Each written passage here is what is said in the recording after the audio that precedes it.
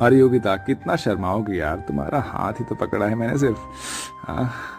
तुम्हें तो पता है कि मुझे ये सब शादी से पहले बिल्कुल भी ठीक नहीं लगता। और वैसे भी हम पब्लिक प्लेस में हैं। तुमसे कब से कह रही हूँ कि हमें अपनी फैमिली में एक दूसरे के बारे में बता देना चाहिए। अरे बाबा, मैंने ऑलरेडी तुम्हारे बारे में अपने घर वालों को बता दिया है यार, अब तो बस तुम्हारी बारी है।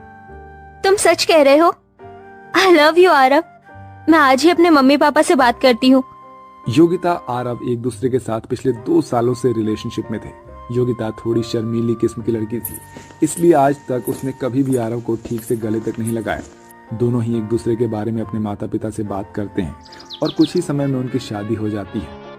आरव तेरी चॉइस तो बढ़िया है यार। अगर मैं भी तेरी जगह होता ना, तेरी जैसे जवान होता, तो बिल्कुल योगिता बहू जैसी लड़की से ही शादी करता। अरे जैसे ही क्यों, मैं तो योगिता से ही शादी कर लेता।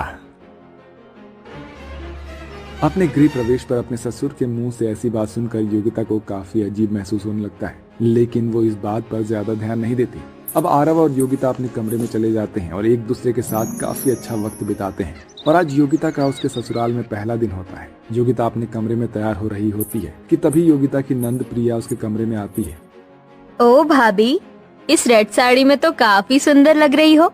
आपको पता है ना कि भैया का फेवरेट कलर रेड है। कहीं वो आपको इस साड़ी में देखकर दोबारा से सुहागरात मनाने के मूड में ना आ जाए। वैसे कैसी रही आपकी फर्स्ट नाइट?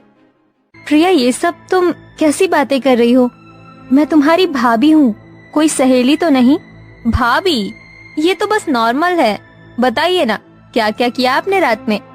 आने वाले कुछ समय में मेरी भी शादी हो जाएगी। आप क्या अपनी नंद को टिप्स नहीं देंगी? भगवान, ये कैसी ठरकी नंद मिली है मुझे। भला अपनी भाभी से कोई इस तरह बेशर्मी से बात करता है क्या? दरअसल योगिता के ससुराल वाले थोड़े आजाद ख्याल वाले होते हैं, या यूं कहें कि थोड़े ठरकी किस्म के लोग होते हैं। घर में बहू आ जाने के बावजूद भी उन लोगों में जरा भी समझ नहीं थी। बच्चे तो बच्चे, घर के बड़े भी कुछ इसी किस्म के थे। आज तो कुछ ज्यादा ही काम था घर में। एक काम करती हूँ, थोड़ी देर आराम कर लेती हूँ।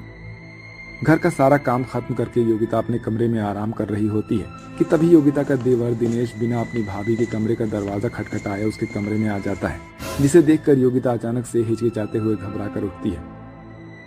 अरे दिनेश, तुम ऐसे अचानक कमरे में कैसे चले आए? तुम्हें दरवाजा खटखटा कर आना चाहिए था ना। भाभी, मैं कोई पराया मर्द थोड़ी ना हूँ, आपका देवर हूँ भाई है? और देवर तो भाई के समान होता है ना। वो तो मैं आपसे कहने आया था कि शाम को मेरे कुछ दोस्त आ रहे हैं, तो आप ना उनके लिए कुछ स्नैक्स वगैरह तैयार कर दीजिएगा।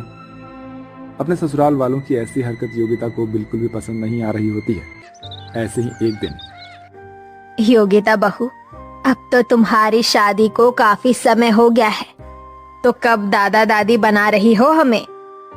माँ जी, सामने ससुर जी बैठे हैं और आप उनके सामने ऐसी बातें कर रही हैं। तो क्या हुआ बहू, वैसे भी अमरावती बहू की माँ बनने की उम्र थोड़ी ना है, अभी तो उन्हें एंजॉय करना है। वैसे तुम एक दूसरे के साथ अच्छा वक्त बिता पाते हो ना।